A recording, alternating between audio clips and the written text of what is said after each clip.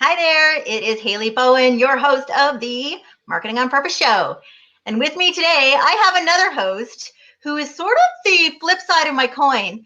And we were laughing because we both get on here and realize that we both have these brick backgrounds, his being dark, mine being light. So I guess that makes me the angel and him the not so angel. Right.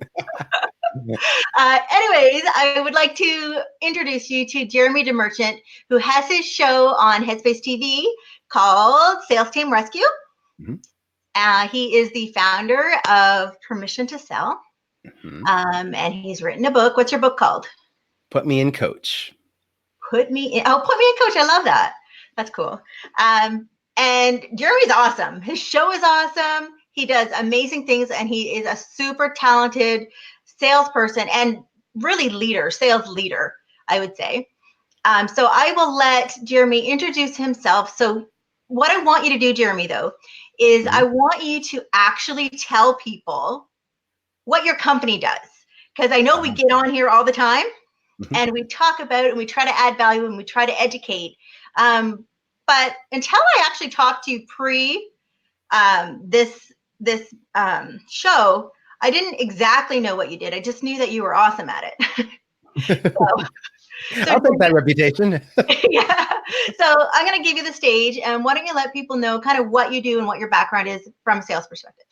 Awesome. Well, thank you. I appreciate you having me. Yeah, guys, my name is Jeremy DeMerchant. My company is called Permission to Sell Consulting Group, and it was born from the challenge of seeing small businesses and startups get really excited about an idea and then struggle to get it off the ground because they didn't know how to sell. They didn't know how to influence people. They didn't know how to translate, prospect, didn't know how to close the sales. And when that's the case, it just breaks my heart. I saw a lot of startups, I'm here in Fredericton right now. And it's like one of the startup capitals of the country. And unfortunately, with great startups comes great failure a lot of the times. And I saw sales as the solution to help impact that. And so Permission to Sell was started about 5 years ago. Most recently, my focus has been specifically focusing on sales teams. How do you get ready to have a sales team? How do you do those first hires? How do you grow them? And how do you keep those sales reps in a peak performance state so that you're not always chasing them and hounding them about numbers and leads and calls and all these pieces that most business owners find extremely challenging and frustrating when it comes to outsourcing, or not even outsourcing, but delegating that sales piece. And so now most of my time is spent with an amazing company. I also am the VP of sales over at Gain the Edge, where we create this amazing network for people to come in as sales professionals or as solopreneurs to help hone their sales skills, to help map out their own processes. And then when you're ready, we can even help you hire sales professionals, peak performing sales professionals. And if you happen to have your own sales team, we have a place for them as well to keep them always on their game. So that's my realm. Sales teams are my jam. That's awesome. But I also happen to have a marketing degree. So it's an interesting little dynamic and I'm really excited about this conversation because it's like the two voices, the two little people on my shoulder. This is the sales voice. This is the marketing voice, right? So like the angel and the devil, right? Yeah, exactly, right? Yeah. So I guess I've got the dark bricks. You've got the light bricks. It is. Sales and marketing is like they are connected, but they are not the same. Right. And I'll tell you, and I say this all the time to people, I am like not the best at sales. I'm not going to lie. I love marketing. What's that? We can fix that. I know we can. And I think I got the right person here to help me. But I have taken lots of sales training. And I am much better at selling my own stuff than I was at selling other people's stuff because the passion, right? And I know that that's a big part of being able to influence people is to have that passion, right? Okay, so most of the people or many of the people or my viewers are small businesses, right? Who maybe don't have huge sales and marketing teams. But I wanted to, well, first I'm going to ask, I thought, let's kind of go back and let's talk about the difference between sales and marketing first. Sure. And then I've got a couple questions about how to get us to work together so that we're not battling. Gotcha. Well, all right. So let's say, what do salespeople do? Well, in my mind, sales is the process from the point when there's somebody in your sphere, your ecosystem that is aware that you exist, and they take that person and convert it into a paying client. That's sales in my mind. Okay. And that's the simplest version. Yeah. Okay. So yeah. Okay. And I'll give you mine after. And what's marketing to you? Marketing is attracting, is raising awareness of a brand or somebody and to an ideal client and bringing them into that ecosystem to raise that awareness, whether it's education or just really, well-positioned advertising to say, hey, I'm aware of this product. I know what it is. And then the salesperson or sales process can then take them the rest of the way. So attraction, conversion, and Love it. there's a Yeah. lot of things that tend to go back and forth between the two roles though. So Yeah. And they can't work without each other. no, So absolutely. for my definition of sales and kind of what I've seen is I see sales as more one-on-one relationship based stuff. And yes, taking people kind of by the hand and walking them to the close, right? Whereas marketing, like you said, it is of course attracting people and seeing the big picture of your brand or what you're doing, creating products that your ideal clients will want to buy, attracting them to your fold, figuring out how much they'll pay. All of that kind of stuff goes into marketing, but marketing can't do it, in my mind, without sales. Right. So it's attracting the people that the sales team needs to help you close. Yeah. And it's so interesting, and I don't want to jump ahead, but there's always this dynamic, and I know we're going to talk about it, but it's like I used to work at a university, and it was like the enrollment team and the registrar's office were always in conflict because the enrollment team was like, come on, let's close it. And the registrar's office is going, hold on, we need to make sure they qualify for the program. And it was almost like these two internal departments are working against each other. And sometimes I think sales and marketing feels that way when it shouldn't. I completely agree. I know the best advice that I got early in my career was to look at the sales team as my customers. Right. So I know it's a partnership, but I think when the marketer takes the stance as they are my customers, I need to help them achieve their goals. Right. Absolutely. Then it changes the dynamic. And then in return, the salespeople want to make sure that the marketer knows everything they need to know because they know that they are there for them. Right. It was the best advice. And it really, I could see the difference between the way I would do things when I worked at bigger companies and my counterparts would do things with the sales team. And I think that little piece of advice that I got really early in my career was the reason. Well, and I think there's a culture shift that luckily has been happening more recently, but previously we were in an environment where the accountability came in the form of, if you're not getting your numbers, it's your fault. And everybody was on the defensive. And so marketing will say, I'm bringing in the leads. How come sales isn't closing them? And sales would say, these leads are garbage. Tell marketing to go do their job. Right. And it became this consistent battle. And it's interesting because I just got off a conversation with a client, and we were talking about the sales and the marketing. And when you have one person, now, I don't think one person should be doing both unless they're like overseeing and just making sure everybody's playing nice. Yeah. But when the person running the marketing side and the person running the sales side, as long as they both have a true understanding of what the other does and where it fits together, you have this cultural shift where it's not about blaming one or the other. It's, hey, our goal is to generate revenue, which means sales. What do we need to do to get there? And it means the marketing people can't go blaming sales and sales can't go blaming marketing. It's, okay, guys, as a team, it doesn't matter where we are or how we got to where we're at today, but how do we get from here to where we want to go? Yeah, I think that's an interesting point because I think one of the big, and I worked in a small company who had, I was the marketer and there was a sales guy. Like that was it, right? Yeah. And when you give the marketing team and the sales team different goals, so if the marketing team goal is to you need to generate, I don't know, 2,000 leads. Mhm. They don't care about quality because their goal Right. isn't the Totally. quality of the leads, right? I think this Mhm. is what you're saying. And then if the salesperson is all about closing, then they get really upset when the leads are shit. Yeah. Of Yeah, course, right? absolutely. Because then they're talking to people who just are not interested in what you're selling. And Right. that's probably no fun. Yeah. Yeah. It's a lot more work and you feel like you're spinning your wheels. So Yeah. yeah, I think that's exactly it. And when it comes to aligning goals, whether it directly connects with compensation or not, it's like, even if you're building a comp plan for just a sales team, you don't want to be saying, well, if you get 10 appointments, you get this dollar amount as a bonus. Well, then someone's just going to go set appointments. Like, Yes. I'll admit there was once upon a time in a previous life that is a long, long time ago where I was at a call center and the call center monitored talk time.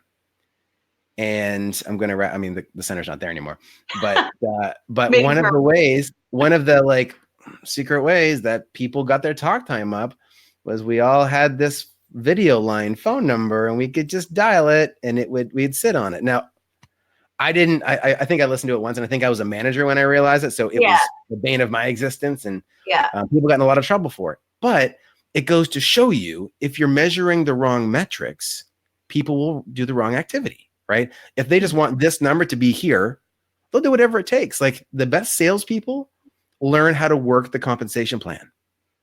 I've been in a previous life, I was involved in a network marketing company, and there was one package that I could sell, and I would get a huge bonus. And it came with a blender. It was a shake thing. Came with a yeah. blender and everything. Well, nobody needed a blender, but it was more advantageous for me to sell them the big pack and buy the blender back because I would make more.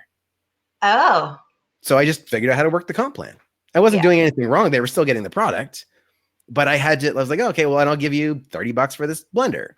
When the package comes, they're like, oh, this is great. And it worked for me. And I got it, so understanding how you align the goals, and especially if it's aligned with compensation, to make sure that that is promoting the activities that you want.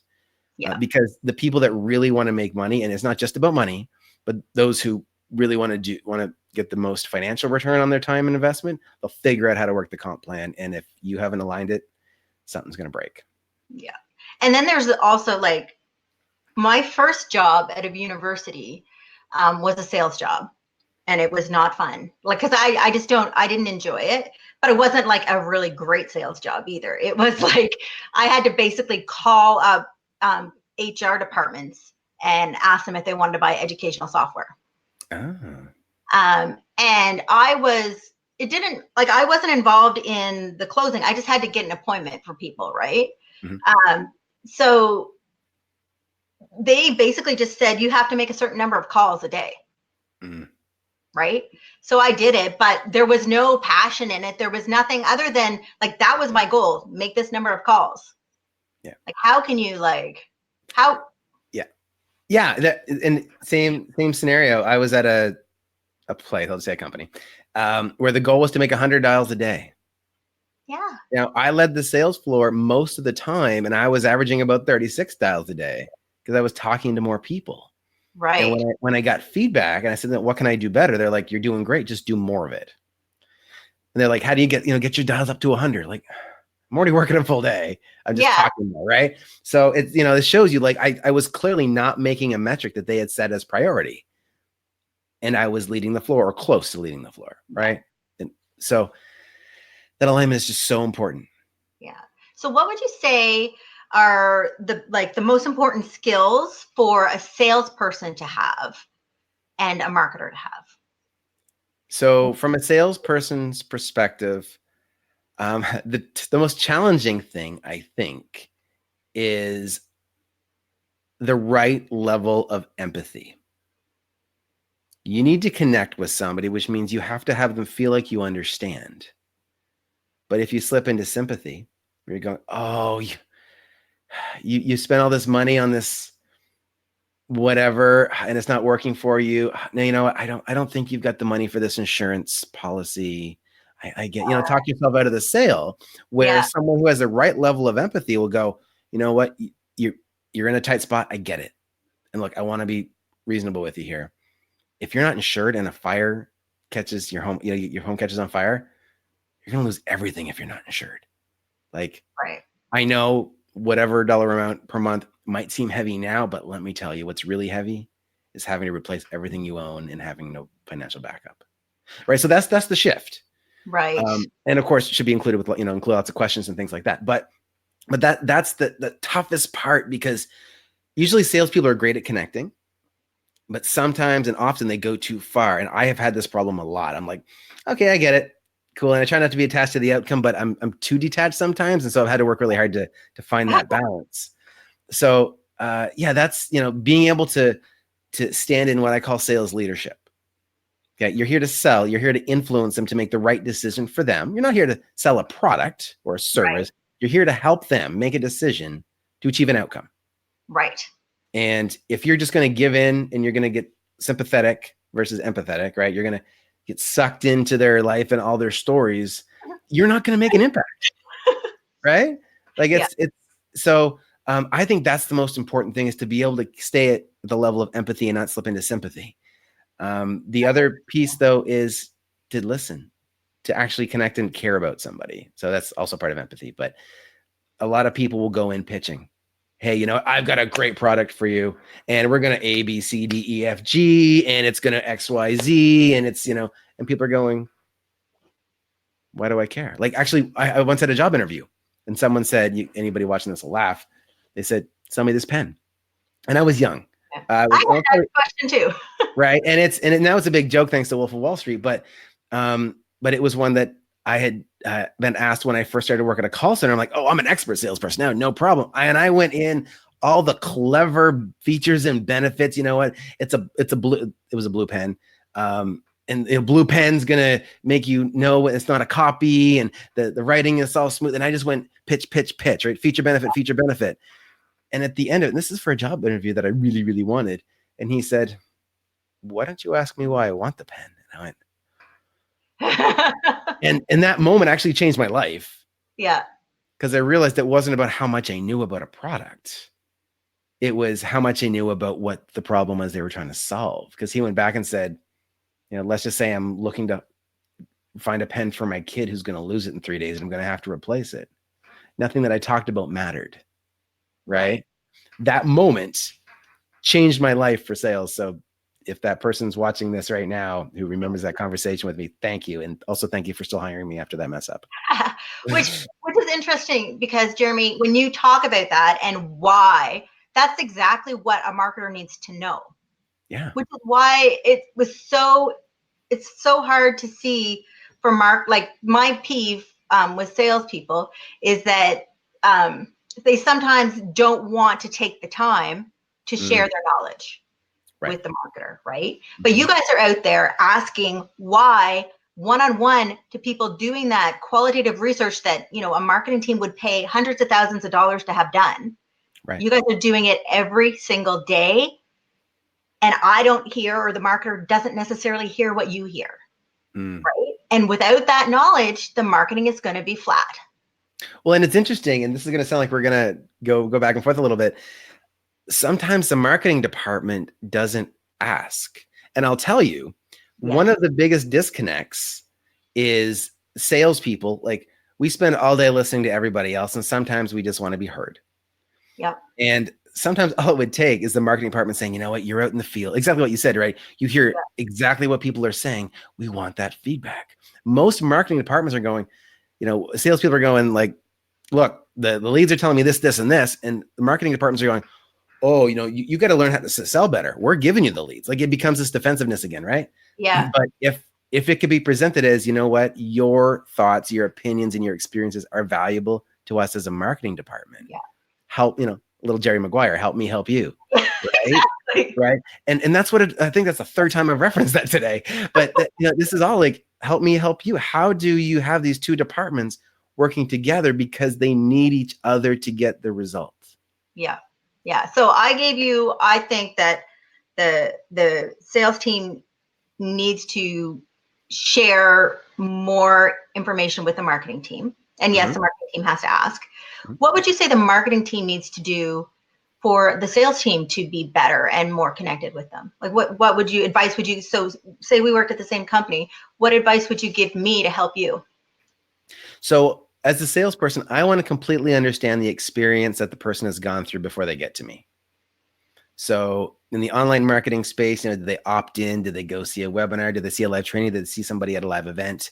I want to know what that experience is, because I can go in and ask them, hey, how did you hear about us? But they don't want to answer that question. Right. They would rather me say, hey, you know what? I see you've done A, B, and C. What was your favorite part? What connected with you? Right? I want them to have some kind of familiarity with the brand, and I want to be able to be clear about it so that it's not like, it doesn't feel like they're starting a brand new relationship with a total stranger. Mm-hmm. It feels like, have you met my friend Ted? Like it's a little nice, smooth handoff. Yeah. So it feels more like, a second date, so to speak, versus a blind date. Yes. Right. And so that's the value of information. And yeah. So if you want more information from us, yeah, we want more information from you. So why there's always this conflict when we both, to do our jobs, need each other?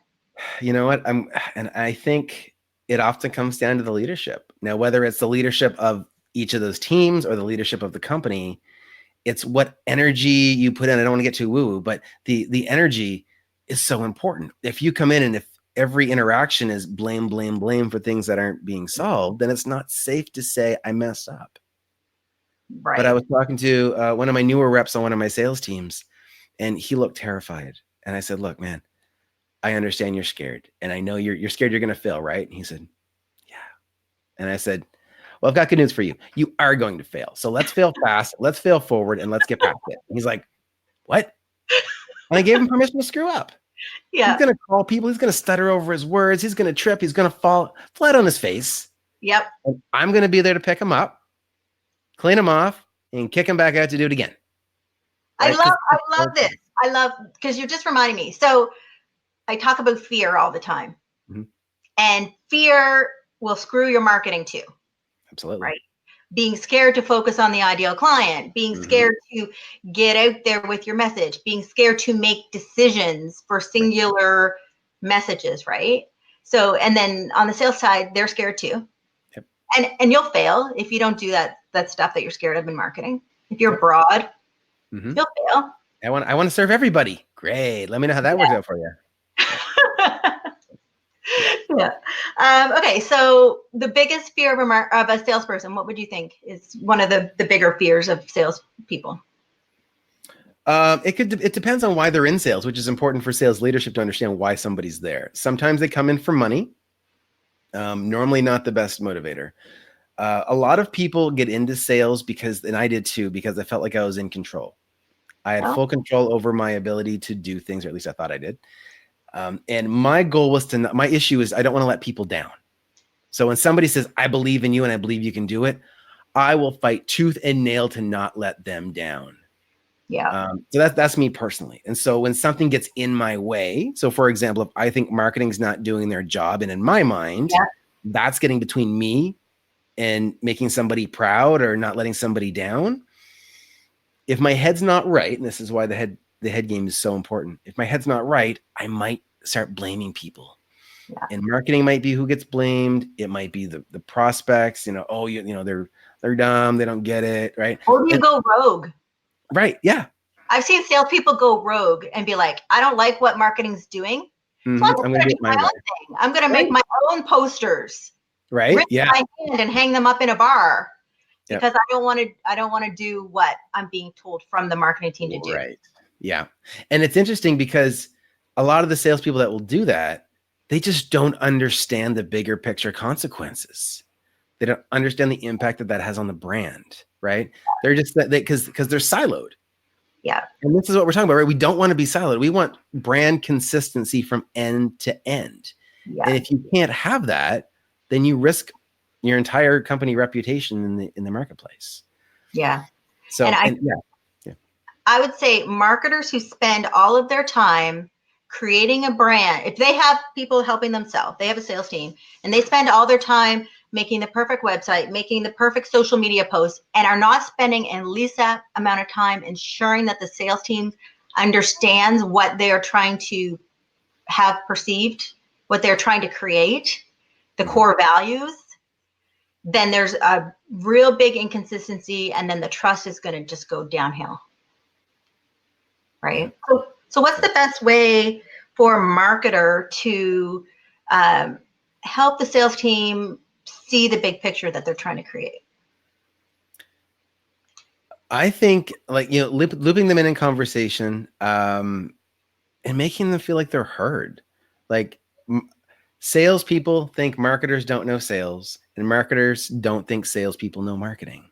The reality is that's the same skill set with a different lens, right? It's the marketing saying, how do I capture a pile of people with a very focused message?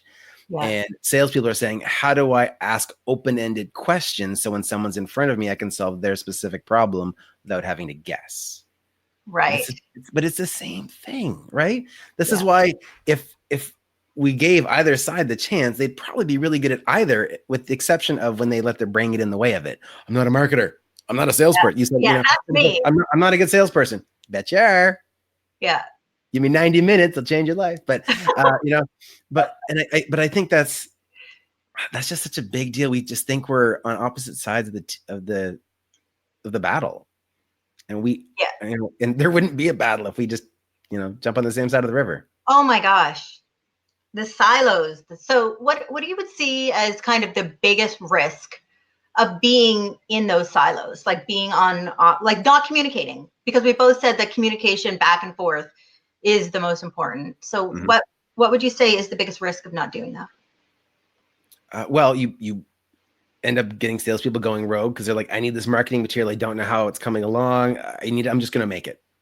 Yeah. Right. And then, you've got the marketing team who thinks they're like really nailing the message. They're so proud of themselves for this great campaign they've got ready to go. And it goes out and people are jumping on phone calls with salespeople and they're going, oh, so I heard that you were going to XYZ on this call and I'm going to have this huge result. And salespeople are going, what? Thought you were going to buy something. Right. Or I thought I was trying to solve a problem, you know? So there's a huge disconnect. Like, we've had scenarios where people have jumped on a call with the intention of getting a coaching session. And it was supposed to be hey, will this event really solve the problems in your business? Let's talk about it. And you can sort of make it work, but that's a lot. It's heavy on the salesperson, right? Especially if they're not expecting that. Yeah. So I'll share something, and I kind of cheat. And I think this is something that was really important for the solopreneurs or the small business owners that are a team of like one or two. Yeah. I cheat because I don't have in my business the resources to go full out sales and full out marketing. I need to be all of it. Yes. And you know, I can bring on sales reps and things, but what I've learned is that the absolute fastest way to confirm that your messaging is bang on, that the product you're creating is something people want, it's not to go out and say, hey, would you buy this if I made it? Is to say, hey, I've got an order form. Will you buy this now? It's going to be out in 90 days. And you go out and pre-sell. Yeah. And they're either going to say yes or no, or they've got questions that, you know, need to get them one way or the other. But that's it. Right. Yeah. And so validating it. Right. Yeah. You validate it with time. Yeah. With the credit card, you validate it. Right. Because talk is cheap. And I hate to say this, but buyers are liars. Sorry. They are. Right? I just had this conversation with a client yesterday. Yeah. And I don't mean it in an offensive. Yeah, I don't mean it in an offensive way, but the reality is, as buyers, we're not really clear what we're saying or what we really want. Like, if I say, you know what, someone's feelings. Well, that's it. Exactly. So I'll go out and I've done this before, and I've helped friends do it and clients. They want to create an online program, for example. Yeah. Like, what do I say? I want to map it out. I said, no, go pre-sell it. What do you mean? You give me the modules and you give me the objective of every module. And then you go sell it and you say, hey, this is what I'm thinking. These are the ideas that I want to nail. Do you feel like that'd be beneficial? Great. What's the price point that you would pay for it? Awesome. Well, this is my price point. Is that something you'd be interested in? Great. You get all the feedback in this one conversation. If they say, yes, sign me up, you're done. That's the answer. I think what people are doing is they're getting the feedback. Yes, I would go. Yes, I would go. This is how much I would pay. That's marketing research, right? Yeah, right. But then when it comes down to it, they don't. So I love that idea, because how much time would be saved? Yeah. Well, we went out. I co-founded a software company. We went through an accelerator program here in Fredericton, and it was like a design tool editing software kind of thing. Okay. And we were going to go and ask all these questions. And the co-founder, he was doing these video calls with people. This is the demo. This is what we're thinking. What's your feedback? And I said, what if we just give them the option to buy? And so we created this opportunity where they could get there was two options. One was pay $10 today. Yeah. To lock in your spot. And it's going to be to lock your spot in for at $10 a month on a package that's going to be $30 a month in the future. So you get there's an advantage for you to buying now. Mm-hmm. It covers your first month. And we had people go through that. And then at the order form, we said, hey, you want to really step it up a notch? Make it $97, get lifetime access. And we had 33% took the lifetime access offer. And the other two, signed up for they put the $10 deposit in. Right. And it was at least true validation. And we said, like, hey, in the frequently asked questions, there's a chance this might never happen. And if that is the case, just let us know. We'll do everything we can to make it up to you. And we greatly appreciate your trust in us. But there was no smoke and mirrors. It was, this is this process. This is how far we are. This is our expected timeline. Right. Yeah. And people bought. And it wasn't like thousands of dollars. Yeah. It was a small commitment, but it was a financial commitment. And I'll tell you, from an investor perspective, it looks really good.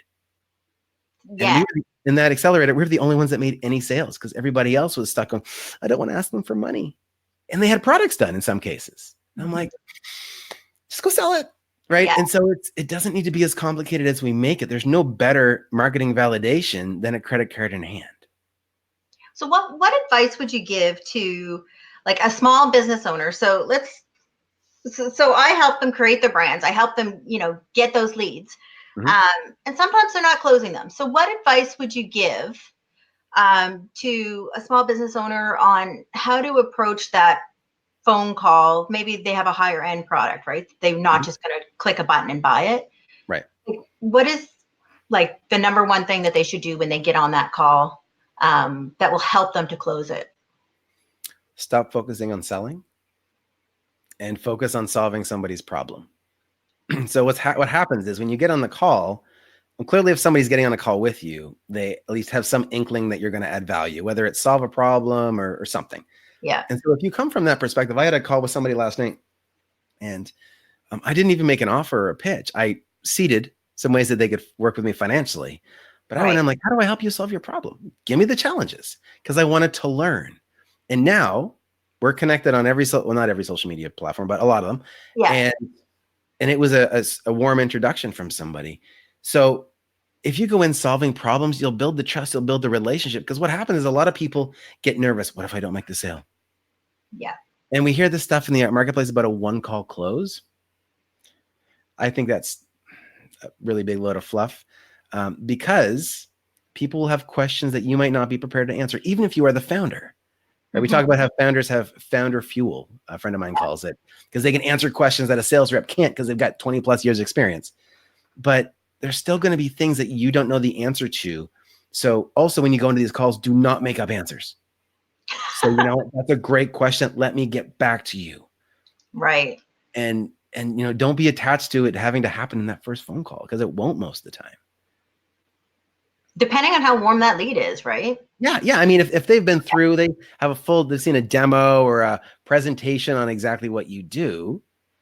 And it's really just, hey, I have 3 questions to clarify if this will solve my problem. Sure, you can totally close it on one call. Right.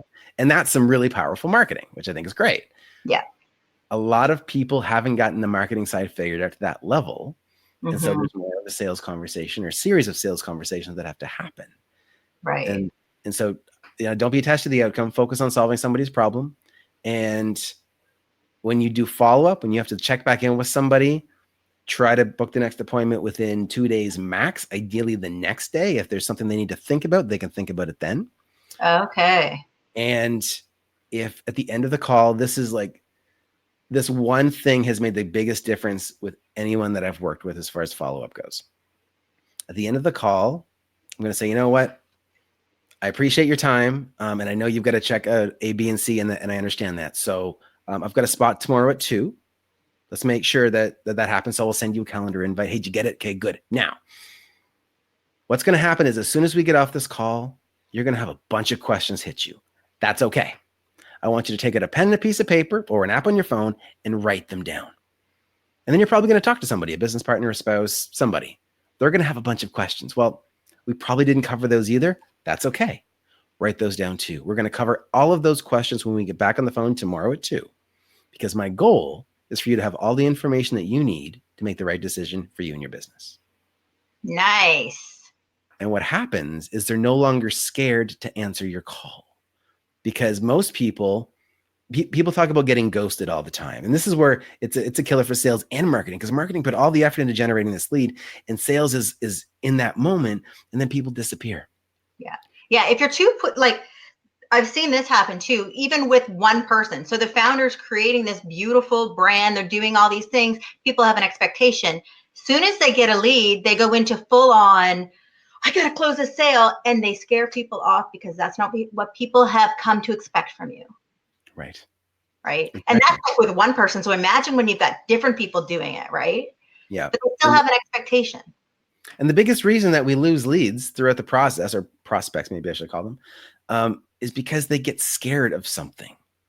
Scared of wasted time, scared of wasted money, scared to deal with an uncomfortable situation.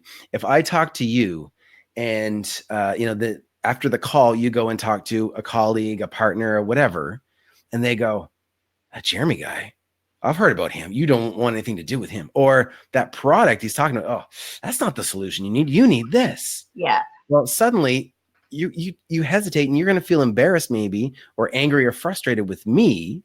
And I wasn't even in the conversation. Right. Right. And so the easiest thing for you to do is when I call for that follow-up, you go, ignore. Oh, you never have to deal with me again. Yeah. Right. And I want it to be a welcoming thing when I call back. I want you to be anticipating that call, because you've got a list of questions for me to answer. I love that. Yeah. That is fabulous advice. Anybody watching loves that advice. Give Jeremy a big high five in the comments, because I think that's so helpful. So helpful. Okay, so we're running long today. We knew we would when we were talking about, and I don't even think we really got to everything we wanted to talk about. So let me just see if there's any other questions that we absolutely. Oh, okay. So what would you say? And I know we talked about communication as kind of the number one thing, but what's the right amount of communication between the departments? Because everybody's busy. Right. I think it depends on whether it's an in-person on location department, or they're in the same location, or whether it's a virtual team. Because in a virtual team, you need to over communicate like you wouldn't believe to make sure messages are consistently received. Right. Now, sometimes I get myself in a spot where I'm a little meeting heavy, because I dip my fingers in all the cookie jars. I want to know everything that's going on, because I want that information. But at least on a weekly basis, I would love to have some type of communication happening between a sales and marketing representative, whether it's directors of the departments or heads of the department or the person. Yeah. There should be some type of meeting once a week where everybody says, hey guys, this is what's going on in my world. What's going on in yours? Mm-hmm. Because if you silo and all these projects are happening, then nobody knows the people that are most responsible for your results, right? The marketing team has the greatest impact on the salesperson results, other than the salesperson themselves. Yeah. And vice versa. Marketing is not just about generating leads, it's about creating revenue. Yeah, you've got to make a sale. You can have the best marketing and this is one of the things we talk about in the Handle Club, which is our Facebook thing. Mm-hmm. It's teaches you how to make sales using Facebook. But you can have all the engagement and all this great stuff going on, but if you never actually talk about the sale or what you have to sell, you're never going to sell it. That's right.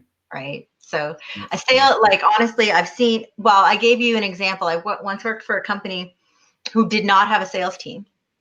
So they kind of relied on the founder of the company to do the sales. Mm-hmm. And sometimes that works great. And sometimes they're not salespeople, right? But I remember we got a ton of leads and not one of them closed. And so maybe it was the leads were wrong. or maybe it was the sales, but without that person with that sales skill, I think that it was, you can't just do marketing and not be able to close. Right, exactly. And it's interesting with Gain the Edge, one of the programs that we have is called Sales Select, and we actually go out and hire 2 commission-based salespeople for companies. And we do it 2 because it's just one person. You don't know whether the results are a result of their skill or the process. Yes. Right. And the process could be, or the product. Exactly. Yeah. Yep. If you've got one person that's rocking it and one person that's not, okay, you understand that at least someone's figured out some sales path for the product, right? Right. But if it's just one, especially if it's the founder, it can be really, really tough. Yeah.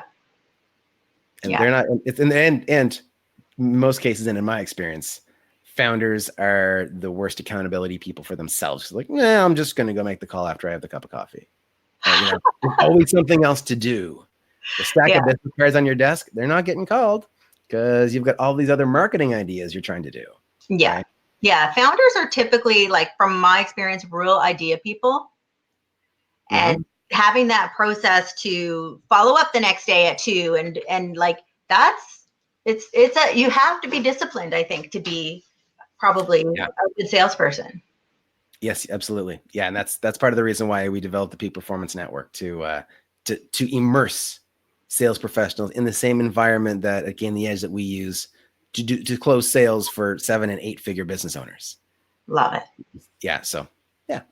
So why don't you, like, we're going to cut it off now because we're 10 minutes over, but why don't you, before we completely cut it off, just share with people, and maybe you can also put it in the comments, if somebody wants to work with either of the companies that you work with or that you are leading, what do they have to do? I mean, the easiest step is to first reach out to me and we'll have a conversation for 2 reasons. One, I want to make sure that you are the right fit for what we do and that we're the right fit for what you do, because I'm not here to pitch. I'm here to solve problems. So that's it. So I can put my email address in the comments. That's fine. You can message me here on Facebook. And because we've got solutions, different solutions for people in different spaces in their business. So, yeah. Do you have solutions for small businesses, like 1 or 2 people operations, that they would be able to tap into getting some help with sales? Absolutely. Yeah, we've got we've got this place where the biggest challenge is, I'm going to go a little long now, but that's okay.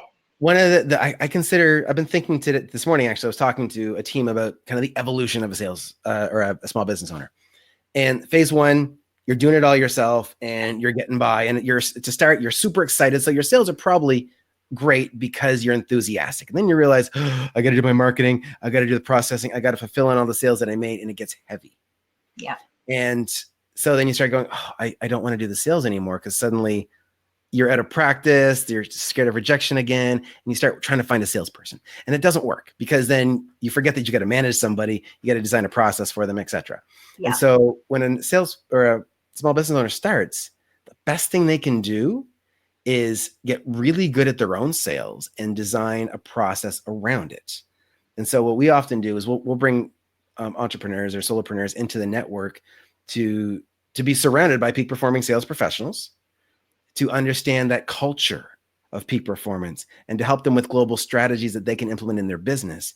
And then aim for 3 months out to be in that position where they hire us to help them hire 2 peak performing sales reps, who then step into that system that they spent the last 90 days creating.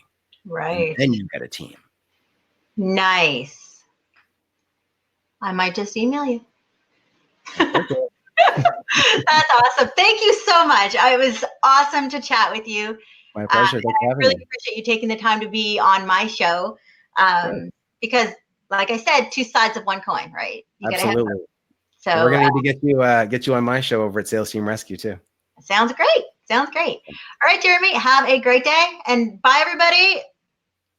Thanks so much.